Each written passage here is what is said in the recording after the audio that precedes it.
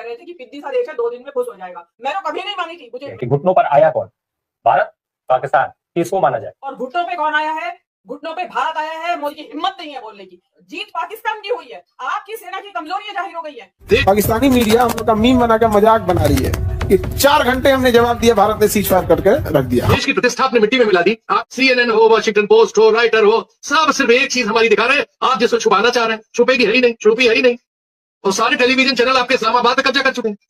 क्या मजाक आपने इस मुल्क को बना दिया है। एक पाकिस्तान जिसको फतह हुई है और एक भारत जिसको इसमें बड़े वाज़ेह तौर पे शिकस्त हुई है। आतंकवादी आए, धड़-धड़ गोलियां चलाई और हमारे लोगों को मारकर चले गए।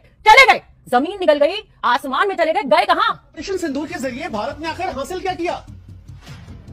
हमारे 28 बेगुनाह नागरिक पहलगाम में मारे गए। उसके बाद ऑपरेशन सिंदूर में इतने सारे जवान शहीद हो गए। 5 राफेल को नुकसान हुआ, सेना को इतना ज्यादा आर्थिक तौर पर नुकसान हुआ। सीजफायर के चलते दुनिया में हमारी बेइज्जती हो रही है।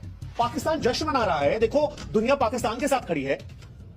और सबसे बड़ी बात, पहलगाम के वो आतंकवादी कहां गए? कन्वेंशनल लड़ाई में पाकिस्तान कभी आप उसको नहीं हरा पाए हैं। अब जो है चीन भी मिल गया है, तो अब तो हराने का कन्वेंशनल वॉर में सवाल ही नहीं उठता। तो पाकिस्तान असल में ये वॉर जीत गया।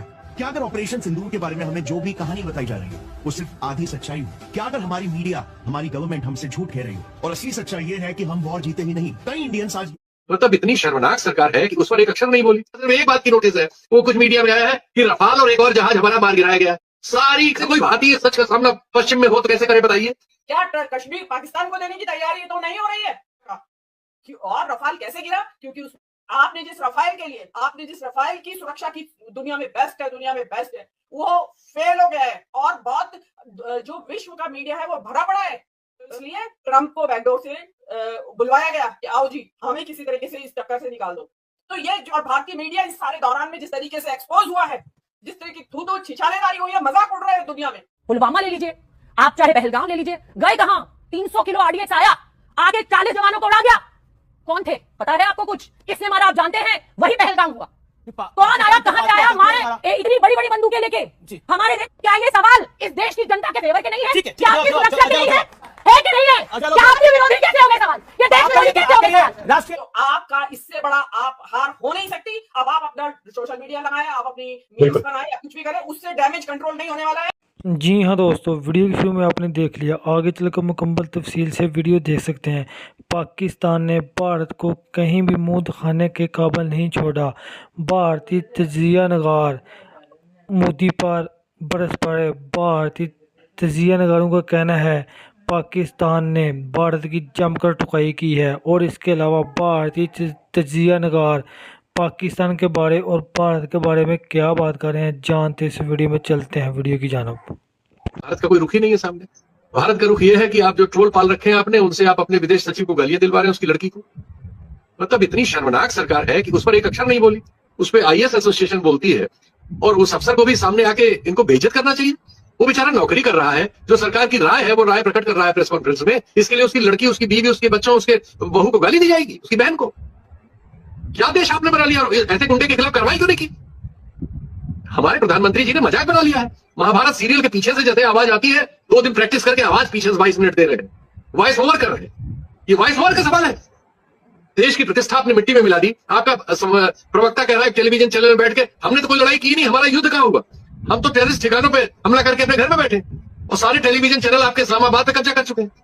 क्या मजाक आपने इस मुल्क को बना दिया है। हम लोग वेस्ट में यहाँ आए हैं, हम नोटिस में ही नहीं है। इतनी बड़ी घटना यहाँ की नोटिस नहीं है। सिर्फ एक बात की नोटिस है, वो कुछ मीडिया में आया है कि रफाल और एक और जहाज हमारा मार गिराया गया है। सारी खबरें इसी पर केंद्रित है। CNN हो, वॉशिंगटन पोस्ट हो, राइटर हो, सब सिर्फ एक चीज हमारी दिखा रहे हैं, आप जिसको छुपाना चाह रहे हैं। छुपेगी है ही नहीं, छुपी है ही नहीं। सारे पश्चिम में सिर्फ ये बात हो रही है और फिर उससे जुड़ी हुई कहानियां आ रही हैं। कैसे उसको खंडित किया जाए? कैसे कोई भारतीय सच का सामना पश्चिम में हो तो कैसे करे बताइए? ये सारे सवाल आपने अनुत्तरित कर दिए, नई समस्याओं में फंसा दिया और आप झुकराई कर रहे हैं। महाभारत सीरियल बना रहे हैं पीछे से बैठ के, 3 दिन प्रैक्टिस करके पीछे से बोल के रिकॉर्ड कर रहे हैं। अभी आधे घंटे पहले ट्रंप ने आपका पानी नहीं छोड़ दिया। आपको बताना था, स्पष्ट करना था क्या बोल रहे हैं भाई। और क्या आपके रिश्ते हैं, क्या आपकी दोस्ती है कि हरदम आपके प्रोग्राम से आधे घंटे ठीक पहले उसने अपना वीडियो रिलीज कर दिया। कहा मैंने बुला के दोनों को तय कराया, धंधा करना है तो मेरे साथ चलो। ऐसी वो बातें कर रहे हैं। ये राजनयिक को आपने कहां पहुंचा दिया महोदय। और ये इससे एक तो आप देश के साथ मीडिया के जरिए जो झूठ बोलते बुलवाते हैं, उसने हमारी नई समस्याएं पैदा कर दी। ईरान के विदेश मंत्री के बारे में एक चैनल जो है वहां पे एक लफंगा बैठ के उल्टी सीधी बात कर रहा है। एक और चैनल है जो ट्रंप साहब को विदेश नीति सिखा रहा था और राज ने सिखा रहा था, बाद में सारे वीडियो उसको विड्रॉ करने पड़े। आपने पूरे देश को एक प्रहसन में बदल दिया। सच्चाई यह है कि पश्चिम में आपको कोई नोटिस नहीं कर रहा है। ये तो आप भारत में ही विश्वगुरु बने हुए, लेकिन अगर कोई नोटिस करता, कुछ एजेंसियां करती हैं जो मेरिट वगैरह रखती हैं कि प्रेस फ्रीडम में हम कहां हैं, हंगर इंडेक्स में कहां हैं, सामरिक शक्ति में कहां हैं, फाइनेंशियली कहां हैं, उनके अलावा आप यहां नोटिस में नहीं है। ये हम यहां से बैठ के आपको बता रहे हैं, रोज अखबार यहां के देख रहे हैं और अपनी हालत देख रहे हैं। सिवाय रफाल हमारा गिरने के बारे में चर्चा के अलावा कोई चर्चा नहीं। तो ये जो परिस्थिति है भाई साहब, घुटनों पर बैठने की बात हो रही है। घुटनों पर जो सवाल है मेरा वो आज यही है कि घुटनों पर आया कौन? भारत, पाकिस्तान, किसको माना जाए? देखिए, घुटनों पे कौन आया है, ये आप ट्रंप का एक ट्वीट है या पोस्ट है उनका, जो अपना प्राइवेट वो है ट्रुथ सोशल करके उनका प्लेटफॉर्म है एक अपना, उस पे उन्होंने एक ट्वीट किया है। और घुटनों पे कौन आया है? घुटनों पे भारत आया है। मोदी ने देश की संप्रभुता और देश की विदेश नीति को ट्रंप के हाथों में गिरवी रख दिया है। उन्होंने, सब कान खोल के सुनने दर्शक, उन्होंने कहा है कि मैं कश्मीर के मुद्दे को दोनों के साथ बैठकर सुलझाऊंगा। जिस कश्मीर में आज तक कोई थर्ड पार्टी मीडिएशन की बात नहीं हुई आज तक और ना आने दिया गया, उसपे अब ट्रंप साहब थर्ड पार्टी मीडिएशन करेंगे, बैठ के वो सुलझाएंगे। मोदी जी देश को बताएं कि क्या क्या गिरवी रखा है उन्होंने ट्रंप के पास, कि जो ट्रंप कश्मीर के मुद्दे को सुलझवाएंगे। क्या कश्मीर पाकिस्तान को देने की तैयारी तो नहीं हो रही है? इसके अलावा मैं 3-4 बातें रखना चाहती हूँ उसमें, कि ये IMF के पैसे से खरीदा गया सीज फायर है। उसमें इंडिया ने चुप्पी लगा दी, इंडिया का कोई प्रभाव काम नहीं आया, कोई विश्व गुरु की छवि काम नहीं आई, कोई आपका विदेशी नेताओं के गले पड़ना, झप्पी पहना, पप्पी लेना उनकी, वो कोई आपके काम नहीं आया। किसी ने आपका साथ नहीं दिया और पाकिस्तान को अरबों रुपए का, अरबों डॉलर का जो है वो IMF ने बेल आउट पैकेज दे दिया। उनकी हिम्मत नहीं है बोलने की। हिम्मत क्यों नहीं? किसी भी देश ने पाकिस्तान को IMF का बेल आउट पैकेज देने का विरोध नहीं किया और जीत पाकिस्तान की हुई है। आपकी सेना की कमजोरी जाहिर हो गई है। रक्षा विशेषज्ञ हैं प्रवीण सहानी, मैं उनको लगातार फॉलो कर रही हूँ। उन्होंने बार बार वो कह रहे हैं कि एक रफाल गिरा है इंडिया का, और रफाल कैसे गिरा? क्योंकि उसने गलत नहीं, उसने पूरी मोदी जी को इतना नीचा दिखाया है कि मोदी जी उसके चरणों में बिछ गए हैं। मोदी जी चरणों में बिछे हुए थे 6 महीने से। कभी उसके शपथ ग्रहण समारोह में जाने के लिए निमंत्रण पत्र भेजने के लिए जयशंकर को कहते थे, जा तू भाई लेके आ मेरे लिए निमंत्रण पत्र, वो नहीं आया, नहीं जा पाए मोदी जी। लेकिन मतलब जिस पाकिस्तान को आप कह रहे थे कि पिद्दी सा देश है, 2 दिन में खुश हो जाएगा, मैं तो कभी नहीं मानी थी। मैं हालांकि इस दौरान मैं आई नहीं बोलने के लिए, इसीलिए नहीं आई कि आप सभी लोग अंडरमाइन कर रहे थे और अधिकतर लोग डर के मारे कर रहे थे, डरे हुए थे कि हम पता नहीं किस कानूनी उलझन में ना फंस जाए अगर हम कहेंगे तो। आपकी वायुसेना की कमजोरियां उजागर हो गई है। आपने जिस रफाल की सुरक्षा की दुनिया में बेस्ट है, वो फेल हो गया है। और बहुत जो विश्व का मीडिया है वो भरा पड़ा है राफेल की नाकामी से। अब क्योंकि ये नाकामियां और उजागर ना हो जाए, इसके लिए मोदी जी को सीज फायर करवाना ही था। तो खुद तो कैसे करते? 56 इंच का सीना जो था उसकी छवि ध्वस्त हो जाती। तो इसलिए ट्रंप को बैकडोर से बुलवाया गया कि आओ जी, हमें किसी तरीके से इस चक्कर से निकाल दो। तो ये सबसे बड़ी जो क्षति हुई इस देश में, आपने जाति धर्म करके, जो आपने जाति नहीं पूछी, धर्म पूछा, और उसके बाद कश्मीरियों का साथ जो हाल हुआ, जो मुसलमानों को आपने डिमोनाइज किया, वो कीमत तो एक अलग चुकाई इस देश ने।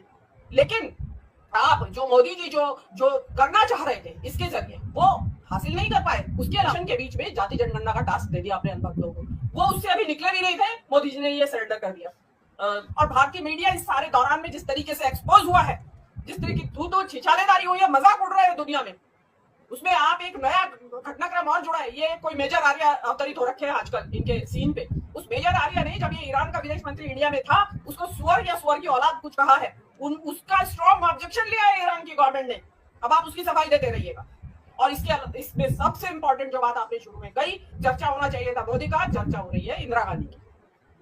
तो आपका इससे बड़ा आप हार हो नहीं सकती। अब आप अपना सोशल मीडिया लगाएं, आप अपनी मीम्स बनाएं या कुछ भी करें, उससे डैमेज कंट्रोल नहीं होने वाला है। कश्मीर के ऊपर ट्रंप आपकी मध्यस्थता करेंगे और किस तरह आपका टेटुआ दबाएंगे, यू डोंट नो। आतंकवादी आए, धड़ गोलियां चलाई और हमारे लोगों को मारकर चले गए। जमीन निकल गई, आसमान में चले गए कहां? अभी इन्होंने 26/11 की बात करी, पता नहीं था कि अंदर कितने आतंकवादी हैं, सारे मारे गए, एक कसाब बचा, उसको भी फांसी हो गई।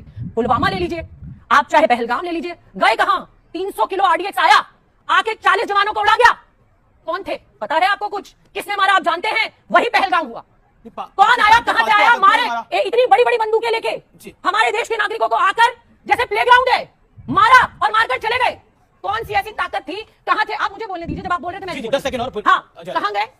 क्या ये सवाल इस देश की जनता के फेवर के नहीं है? क्या आपकी सुरक्षा के नहीं है कि नहीं है? क्या आपकी सुरक्षा में नहीं है? ये राष्ट्र विरोधी कैसे हो गए सवाल? ये देश विरोधी कैसे हो गए सवाल? राष्ट्र के आप कह रहे हैं कि राष्ट्र के पक्ष में विजय वडेट्टीवार जो कांग्रेस पार्टी के बड़े नेता हैं, वो कह रहे हैं कि उन्होंने हिंदुओं को पूछ कर मारा। क्या आतंकियों के पास ये पूछने का वक्त होता है? ये राष्ट्र में सवाल है। सैफुद्दीन सोज कांग्रेस पार्टी के वरिष्ठतम नेताओं में से एक, मैं रॉबर्ट वाड्रा की तो भी बात ही नहीं कर रहा। पाकिस्तान कह रहा है कि पहलगाम हमले में उसका हाथ नहीं है, इसलिए पाकिस्तान की बात पर हमें भरोसा करना चाहिए। ये देश हित में बात है। भक्त चरण दास वो कह रहे हैं कि ये सब कुछ ड्रामेबाजी हो रही है और अभी भी ड्रामेबाजी ही चल रही है। आज सिद्धारमैया कांग्रेस पार्टी के बड़े नेता, सिटिंग सीएम, हम युद्ध के पक्ष में नहीं है, सुरक्षा के पुख्ता इंतजाम होने चाहिए, हम शांति चाहते हैं। ये सब बातें जो हैं, और रॉबर्ट वाड्रा देश में मुसलमान प्रताड़ित है इसलिए हिंदुओं से पूछ कर आतंकियों ने मारा, ये सब कुछ देश हित में है। आपको लगता है ये देश हित में है? सिद्धारमैया जी का बयान क्या है कि हम शांति चाहते हैं।